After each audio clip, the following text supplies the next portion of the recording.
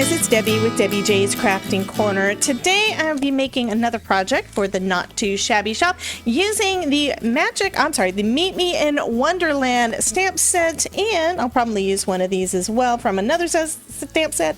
This is the Wonderland Sentiments, and they are just adorable. Anyway, I've already done a couple of videos using some things from the box of the month, and now I'm going to be using these Alice in Wonderland themed stamps. So first thing I'm going to do is just stamp out some of the characters.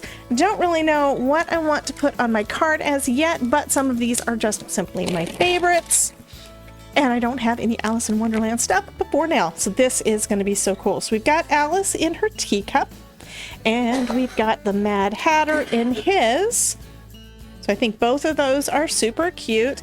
And let's go ahead and do the Cheshire Cat and the White Rabbit. I think all of those are super cute, as is the Queen of Hearts, but just the character, the Queen of Hearts. I've never really liked her because she's just mean, right? So I'm gonna go ahead and just position these all on my paper, on my cardstock, so I can stamp them all out, and then I'm gonna color these guys up and cut them out.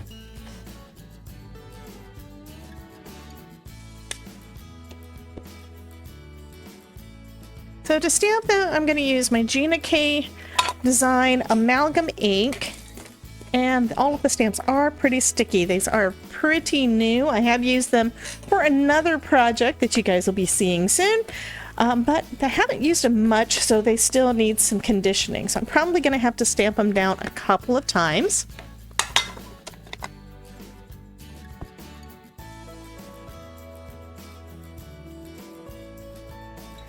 Okay, that was pretty good. Yeah, the lines are a little bit gray still, but I'm going to say that that is a good starting point.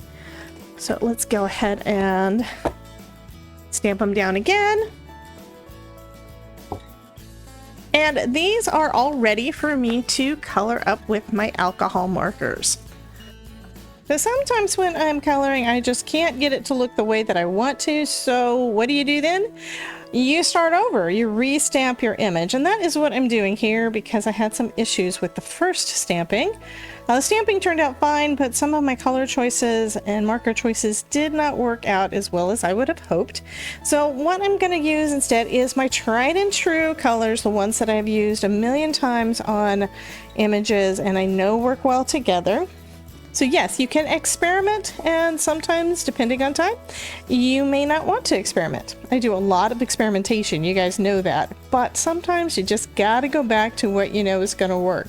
So I'm using the FS5 for the skin tone of my Mad Hatter and my Alice, and then I'm gonna come in with the FS4, that was FS5, and then I've got FS4 and FS8. So my FS4 is gonna be, I believe, good for the darker areas, and then the FS8 is going to work well for these rosy cheeks. I'm going ahead and adding those in.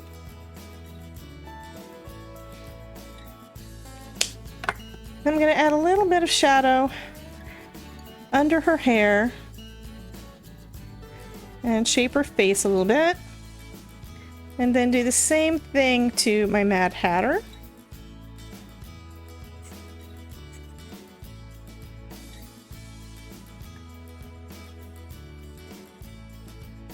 And then I'll come back in with my lighter color, the FS5, and blend those lines in so there's not a harsh line between the dark color and the lighter color, but still has that contrast. And there we go. And I do need to do the arms and her little legs and his hands as well. Then I'm going to go ahead and work on her hair.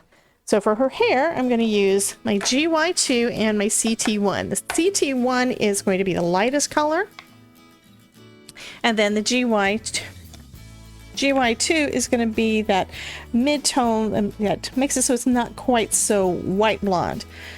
So although we do want her blonde, we don't want it to be that unnatural. Okay, so there's all that CT1, and I'm going to come back in with my GY2.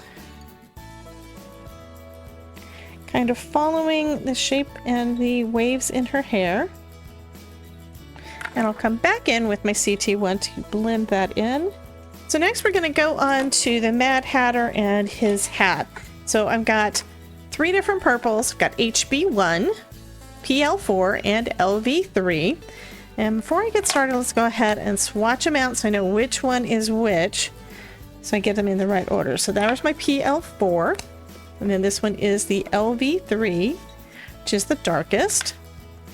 And then I've got my HB1, which should be the lightest.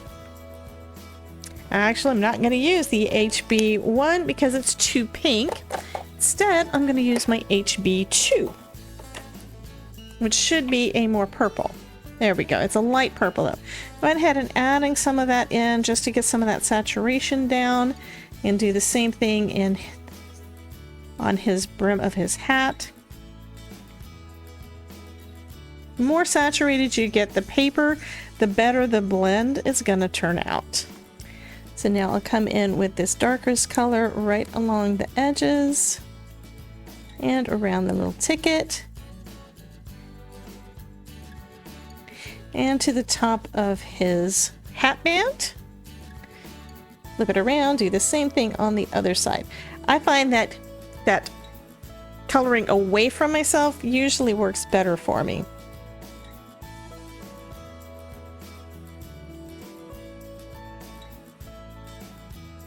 Okay, bringing in the PL4 to pull those 2 colors kind of together, blending out that harsh line from the darkest.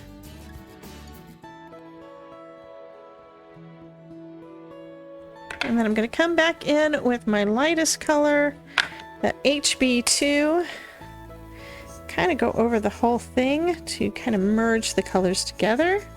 Give it that little bit of extra, and there's still a little bit of a highlight right in the center of his hat. Okay, so now I can use those same colors to work on the color of his shirt, his little tie, the sleeves of his outfit too.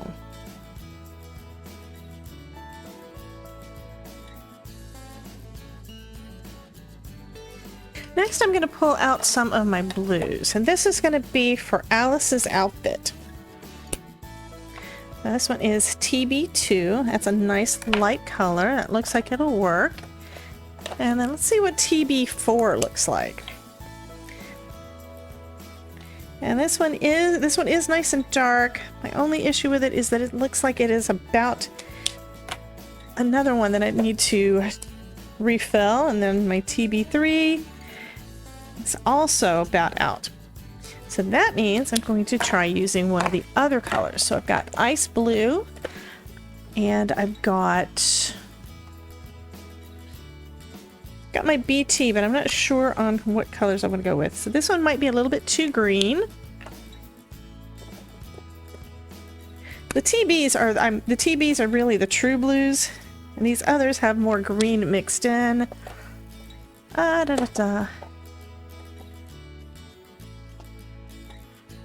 And then we've got the ABs. Let's see what this one looks like. That one is really a lot more green.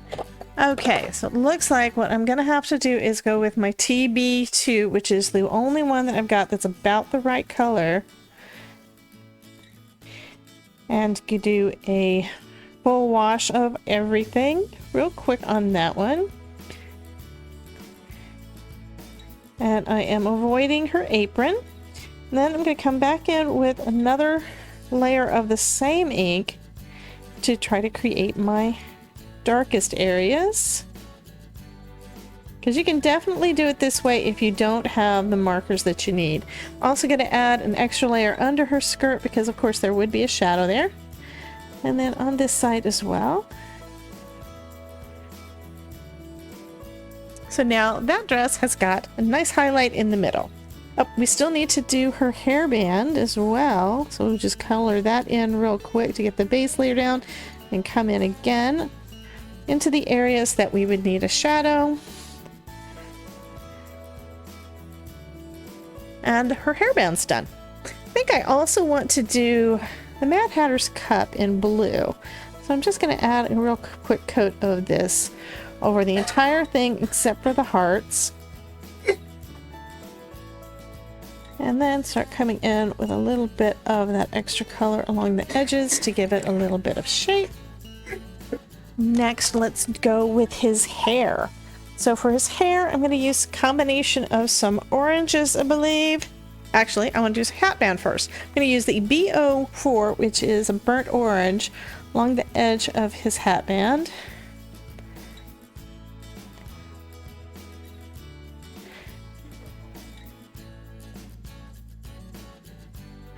And then come in with my OR2 to fill that in and give it a highlight in the center. And that one is done. Next, we need to work on his hair though. So I'm going to go ahead and go in with my OR2 for the orange in his hair. And then come in with that same burnt orange to give it a little bit of shadow in some areas. Right along the hairline. And his hair is done. These are really it's real simple ones to color. I'm liking this. For her cup, I do want to go with some grays because I want it to be a white cup, but I also want the inside of the cup to be a little darker. So I've got, let's see, IG5, that should be dark enough for inside of the cup. Okay. And then we've got IG2, which is a lighter gray that can go around the edges and give it a little bit of definition there. Just using a little bit to create that little bit of a shadow.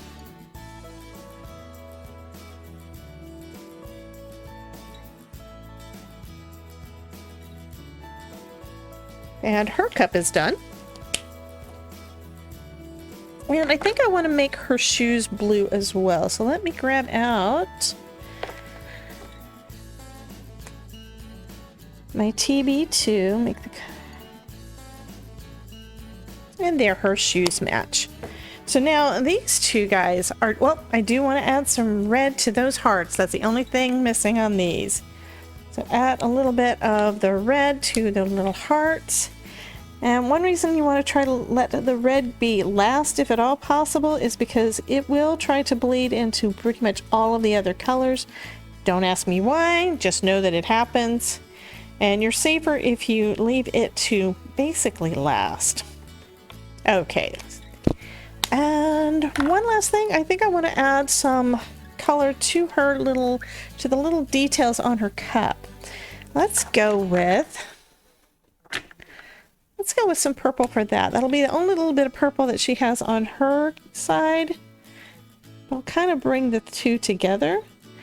And I'm just barely using the tip of my marker for this.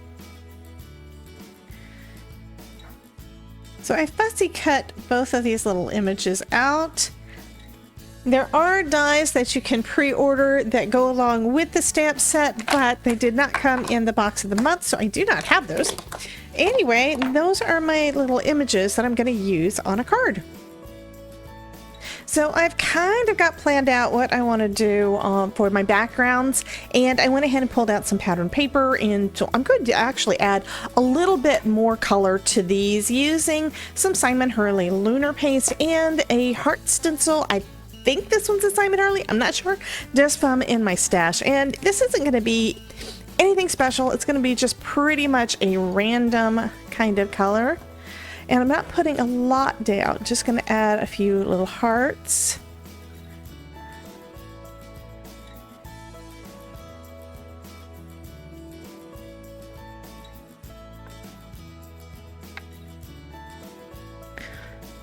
Okay, so now I've got a couple of places on one, and set that to the side to dry. And then do the same kind of thing on this blue panel. And I'm intentionally putting it at an angle so it doesn't need to be lined up straight.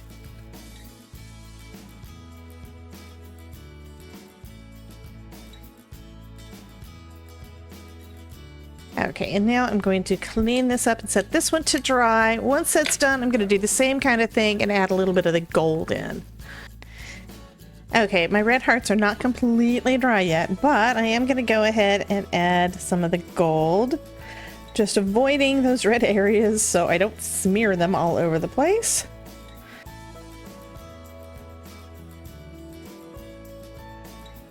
And I think I want to add just a little bit more over here. And then I can go to the other panel and just add just a touch of the gold to it as well.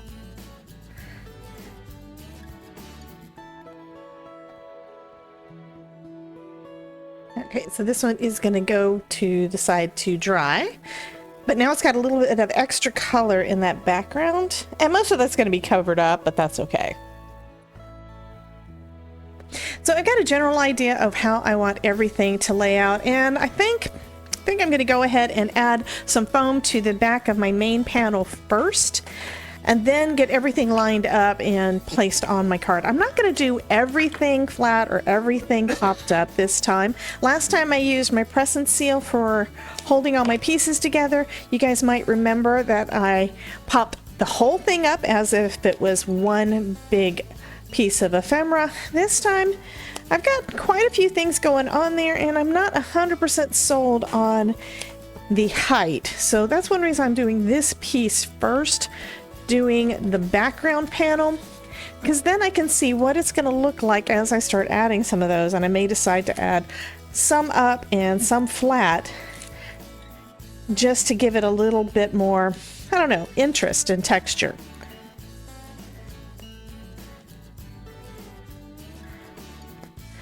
So we've got this one. I think I'm going to have the hearts kind of face up and putting on the front of an A2 size white card base, and I had already trimmed this one down to be a little bit smaller than A2 size, so that's my standard 4 by 5 1/4. And then I've got these guys that are going to be kind of situated right about there, I believe. So I need to adhere some of it down and then we can see what I want to do with the rest.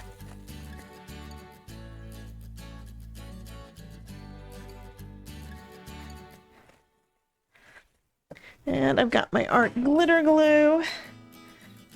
So I think to begin with, I do want most of these to be at least touching flat, and then I can add some adhesive in some other places. So I'm just going to put kind of like the corner areas of all of these, so I can add a little bit of foam behind the rest. And for my frame, I'm going to keep that one pretty much flat. The two pieces that I'm not 100% sold on exactly where I want them to go are going to be Alice and the Sentiment. So let's go ahead and put this in place, kind of at an angle and kind of centered. Okay, go ahead and press that down.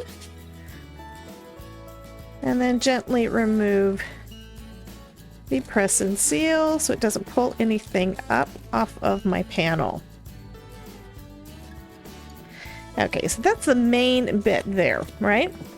Now I'm going to add a little bit of foam, and since this is thin foam, it's only like 1/8 of an inch, it's not going to add too much bulk, but I do want to have some of these bits have a little bit more height. So we've got some cards over here, so let's add them. Let's pop them up a little bit.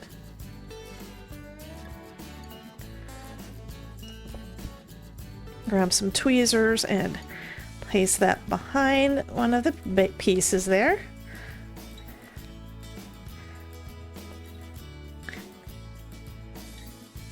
Okay, was gonna try to do that, but I couldn't get the tweezers to let go of the foam. It's like they were kind of stuck. So I'm gonna add a couple of pieces here, and then I can place this one back where I had it.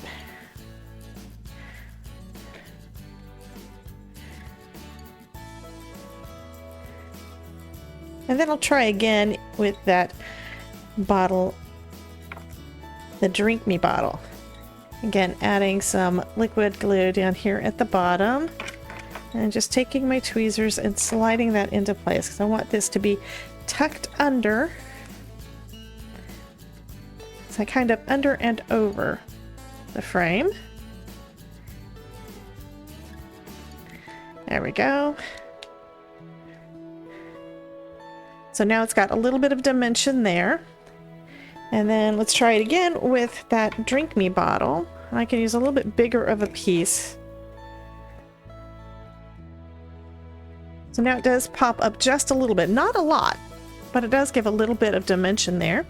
And now I can add my little Alice and the sentiment. So Alice is going to sit down here. I think I do want her to be popped up. And then same kind of thing with the sentiment, but I'm going to have the sentiment just a little bit off kilter.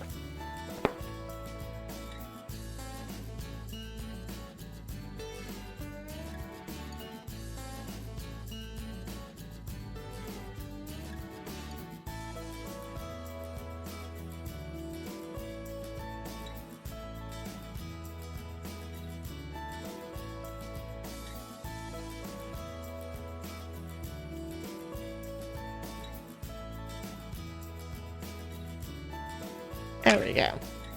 And that's going to finish up the first card. Now I'm going to do the same kind of thing and put the other one together.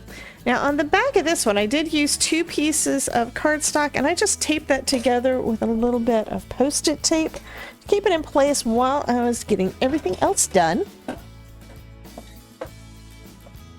But it is a bit longer than what I want. This one is narrower than A2, so we have got... This is 4 inches, so I need to trim the opposite side down to about 5 1/4. And I think I'm going to just trim off a little bit from each end.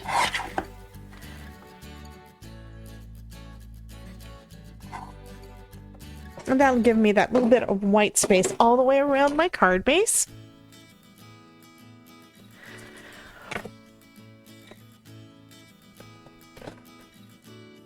So I'll do the same kind of thing with this one.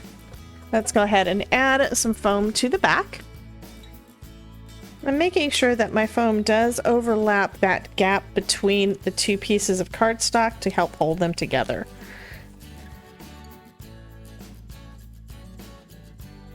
And now we can do the same kind of thing with all of these fun bits for the Mad Hatter card. So first off, we've got this. I'm going to go ahead and put this on, well, okay. First we've got this frame that I pulled from my stash. It's just an oval. And I am going to tack down parts of my other bits. Again, I want to have a lot of it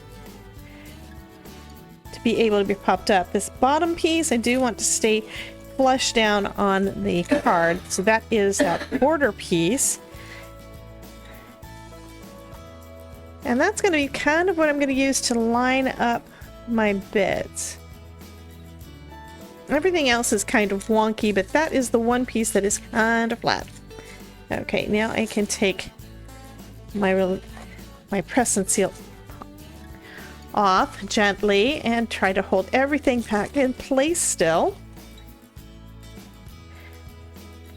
My Mad Hatter and the sentiment, I wasn't 100% sold on where those were going to go. The rest of these can be basically put in place using the glue. I'm going to trim off this little bit on the end of this border.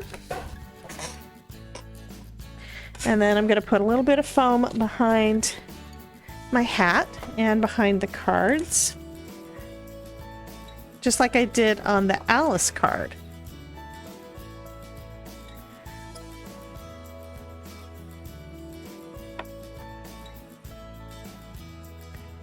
Decided I want a little bit more foam behind one of the cards.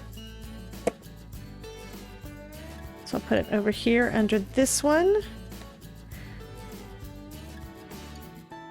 And some more foam under my hat on this side.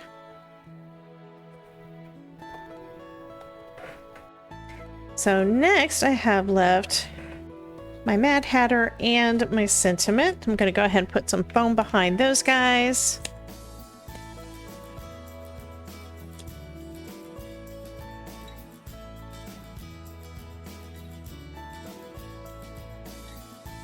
And that's going to finish up that card. So I think this turned out pretty cute. I used a combination of the stamps and the papers and the ephemera all on a couple of cards to give them kind of that wacky Alice in Wonderland kind of vibe. I hope you enjoyed this video, and be sure to check out this playlist over here to see some more projects where I'm using Not2Shabby shop products. And you guys have a wonderful day. Remember, if I can make it, you can too. Talk to you soon.